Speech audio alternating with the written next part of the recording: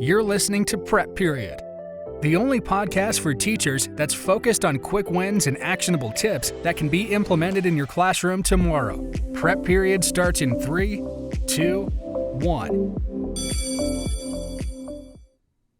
Welcome to the Prep Period podcast. My name is Brian Bean, and like always, I'm your host. And today we're going to talk about how to teach project-based learning from a distance and how to teach kids to work in teams online more effectively. And our guest today is going to be Katie McClain from the Northwest Career and Technical Academy. So welcome, Katie. Now, before we dive into much, first things first, let's get our listeners a little bit more familiar with you. Okay. So, Katie McClain has been the broadcast journalism / film studios instructor for Northwest Career and Technical Academy in Las Vegas, Nevada. Right? And so, you've also focused on career skills such as workplace readiness, skills certification, and you've always been dedicated to helping teenagers and young adults prepare for their futures as contributing adults in society. That sounds really proper-like. Anything you want to add real quick? No, I teach video production at Northwest in Las Vegas. You covered that. I've been here for 3 years and I'm loving it. So, yeah. That's great. That's great. Now, when I read through kind of the pre-stuff that I do before we do these podcasts, I got real excited because I noticed that we're going to talk a lot about project-based learning. Yes, my favorite. Yeah, my teaching model is basically one giant project-based learning mechanism. And so this is something near and dear to my heart, and so it's kind of fun. Now, I know from a lot of personal experience that teaching project-based learning can be kind of tricky in person, depending on what you're doing, what the circumstances, the environment, your students. It can get tricky. I can only imagine what it would be like trying to do it online remotely. So we'll get to that in a minute. It is such a critical component to most CTE courses, right? So 1,000%. You know what? Let's just dive right in. How do you do that from a distance? How do you pull that off remotely? Okay, so there's 3 things when it comes to like learning, right? Like when students go to school, they learn 3 things. The one thing that they do is they focus on like the memorization of terms and like any theories or anything like that. Like you get to learn that, right? Mm-hmm. Then you go in and your second thing and you have your performance, right? Your technical skills. What can you do? Like what is the end result if I gave you a project? But in CTE, there should be a third wheel, and that's your workplace readiness skills, right? And these are the things that make project-based learning either from here or from afar the successful stuff, because you have to learn how to write an email. You know how many students I had to teach this year how to write an email to somebody, right? How to work in a team, how to call yourself reliable, you know, those different things that you have. So when it comes to project-based learning, you're thinking, okay, if we work on the memorization and how it works and what it does, right? And we take what you're doing, we just need to remember that process that we have afterwards, right? We need to know a checklist, okay? So if you were to go to work and you had your boss and he said, I need this video edited. Do you think he means, oh, you can get to it next week? Or do you think he means it right now? Right. So when they come to these, we're all virtual right now. When they come to these project-based learning like things, basically you have to provide that list of steps, and you have to get the kids thinking of these things instead of doing it for them. Like when we started this year, I said, all right, this year's virtual. It's different with my video 2 kids, and those kids run like our news and the YouTube and all that stuff. And I say, what do you want to do? What do you want your news to look like? What does that look like? You know? And they started coming up with these ideas. And I'm just like, okay, great. So what are the steps that we need to do to get there? Yeah. And then they started telling me these steps. And so those are the different things. And that's how you make it work. You have the kids think. I feel like all the time in school, when you're in English or math, they're telling you, learn this, do this, you do this, you do this. And they don't teach that. How do I think of how to do this by myself? So then when they have a project, my kids are responsible for a video a week. And I mean, over the 40 different kids, you have different ideas, different shows, everything. And so between the 40 kids I have in that group, we do 15 different shows a week, and 2 of them are live, right? Yeah. But that's because they've gotten into the mindset of they know how to do it, they know what it means, and now they're actually practicing it, but it has to be those workplace skills. So I think we're going to talk about teamwork, but project-based learning from a distance is all about asking them to, how does this work, right? Like, how would I get there? And how would I do that for myself instead of having like your mom or dad or teacher say, okay, add 2 + 2 and that equals 4. There's no formula. They have to think that. And that's something that kids don't get to experience unless it's CTE, right? Yeah, no, I think you've touched on something very, very critical. I think a lot of times teachers, when they're teaching in person, it's very easy to fall into the trap of holding the kids' hands.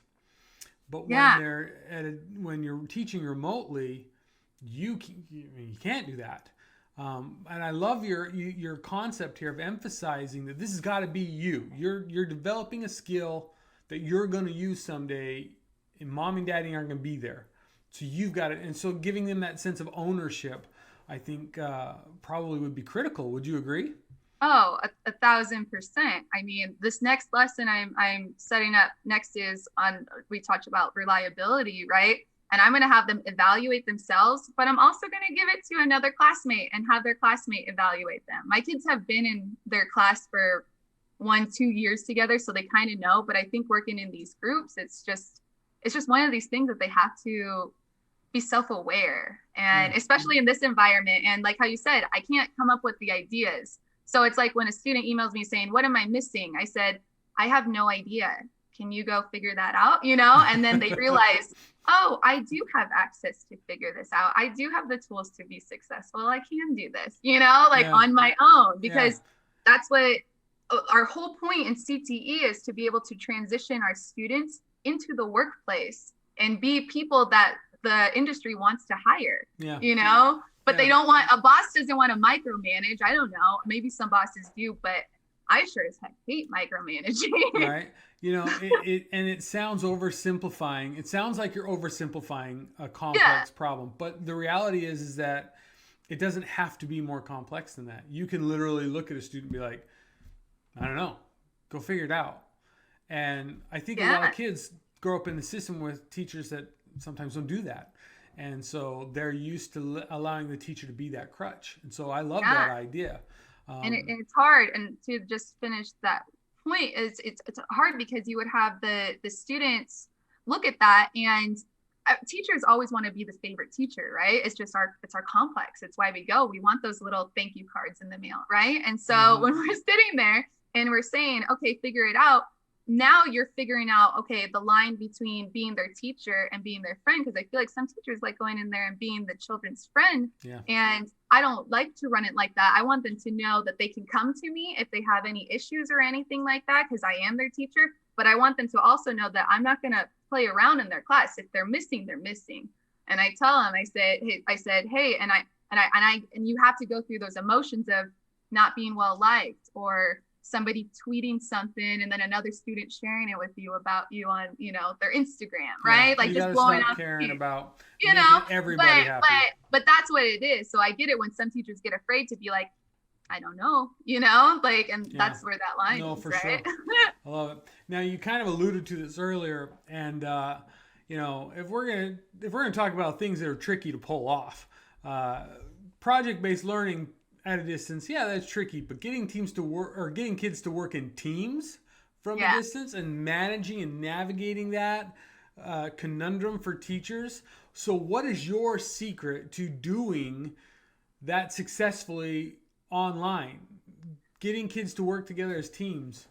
My kids pick what they want to do. They pick their topic. They pick, like, if they want to be an editor, or they want to just write scripts, or they want to do something. They see if they have someone that they know in the class and said, okay, we can be in this groups. And I keep them in that group all year long. And I think that's hard sometimes when you want to switch up the groups and you want to do stuff, but it's hard to measure growth when you're constantly changing groups and stuff.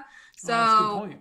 So we use Google Classroom, or not Google Classroom, Google Meet for Mm-hmm. our stuff. And Google Meet has gone through so many different changes like recently, but they just came out with their breakout rooms.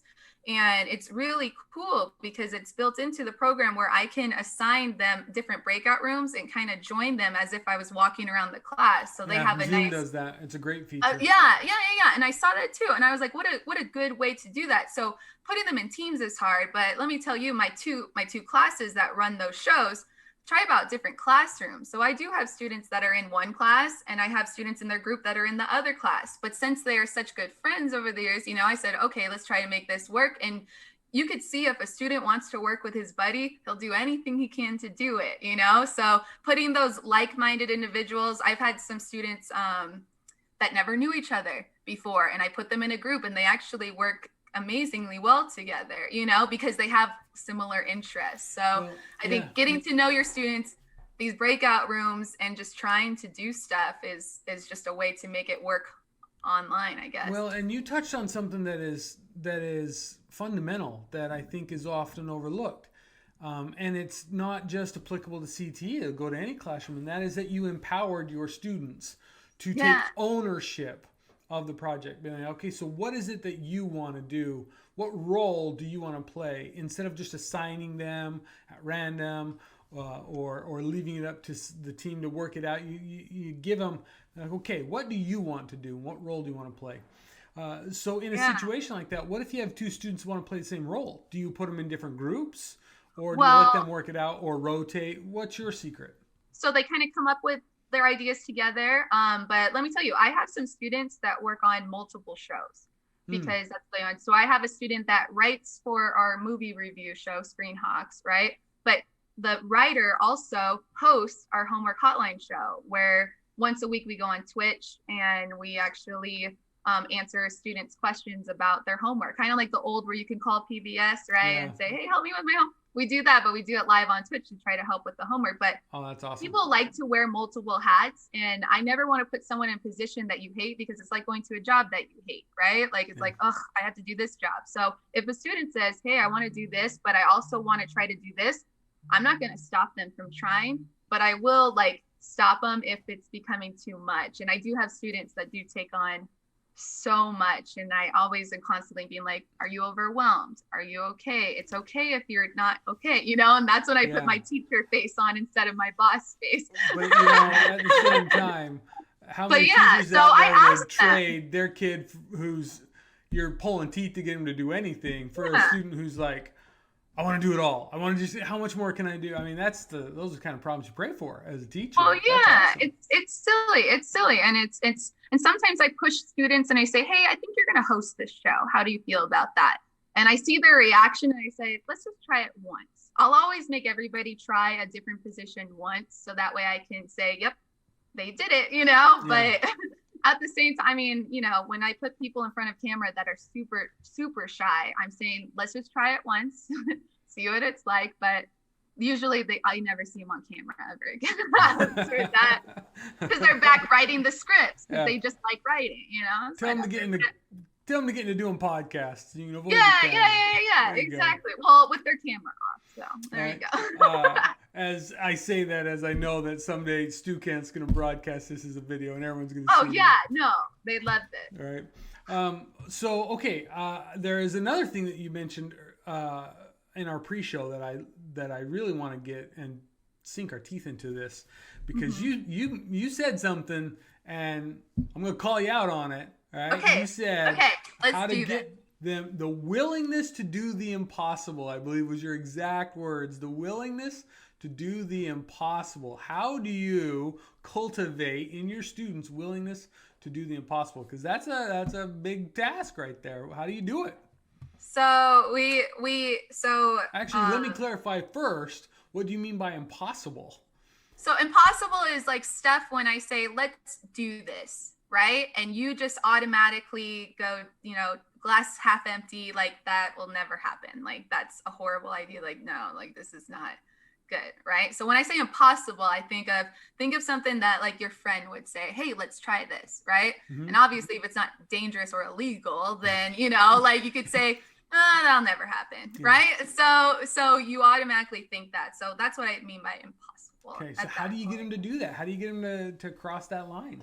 So things that are hard, I can get done right away. Things that are impossible take maybe a couple trial and errors, but basically, and my students will tell you that I think I come up with some insane ideas sometimes, like starting this, doing 15 shows a week, right, on YouTube. Obviously, it was a struggle at first to get the students in routine and get it done, but they produced this past semester or this past quarter 10 episodes, you know, and it took a little bit of pushing for me and a little bit of me saying, okay, but it took it from them, because I said, what do you want to do? Right, like in the beginning of our podcast, right? You say, what do you want to do? You want to drive it.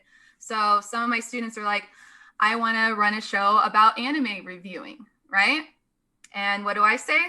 That sounds like a great idea. How is that going to look, right? And then they start driving their stuff. But if I told my kids in the beginning of the year that they were going to do 10 episodes, they would probably look at me and be like, I don't know, Can we do this? Can we get this? We started with 0 followers, and I said, okay, at the end of this year, we're going to have 200 followers. How are we going to get there?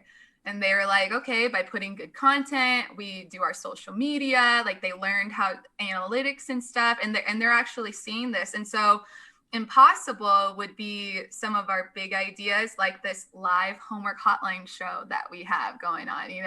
I get tutors from every club trying to get community service hours so they can get their like court or whatever to graduate.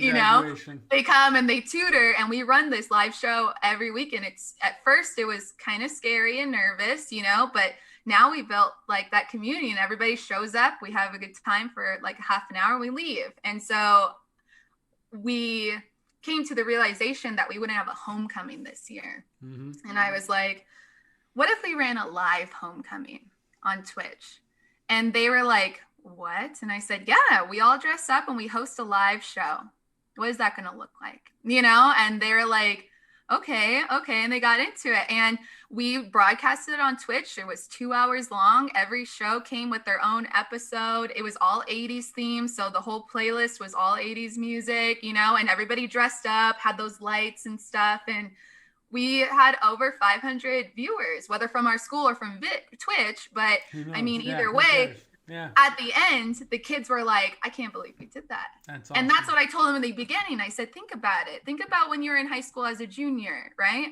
Are you going to be sad that you missed homecoming? Or are you going to be like, hey, we ran a virtual homecoming and we thought Miss McClain was crazy, but we did it, awesome. And now I'm seeing these kids see this stuff. And I said, look, we have over 100 views. So we celebrated for that. We have over 200 views. We celebrate for that, and then they started battling and getting into it. But these impossible things that I'm thinking of from these kids, I think they're seeing that they're possible. So next year, we're actually going to have more live shows, because these kids are stepping up saying, I think I want to try something live now because I see that we can do it.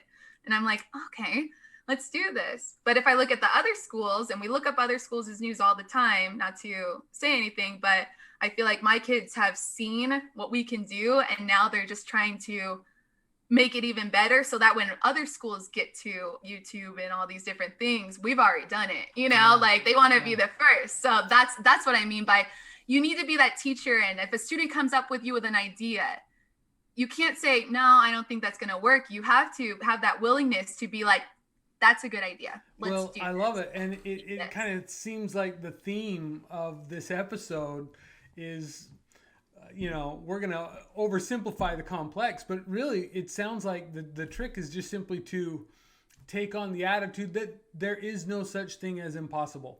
You want to get your kids willing to to do the impossible?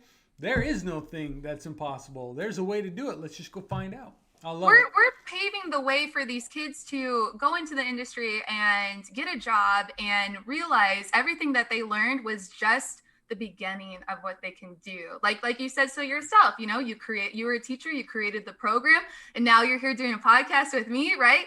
Who would have thought? We need to empower. We want to empower these kids to think, hey, this is this, this is this, this is this, right? And that's what you want.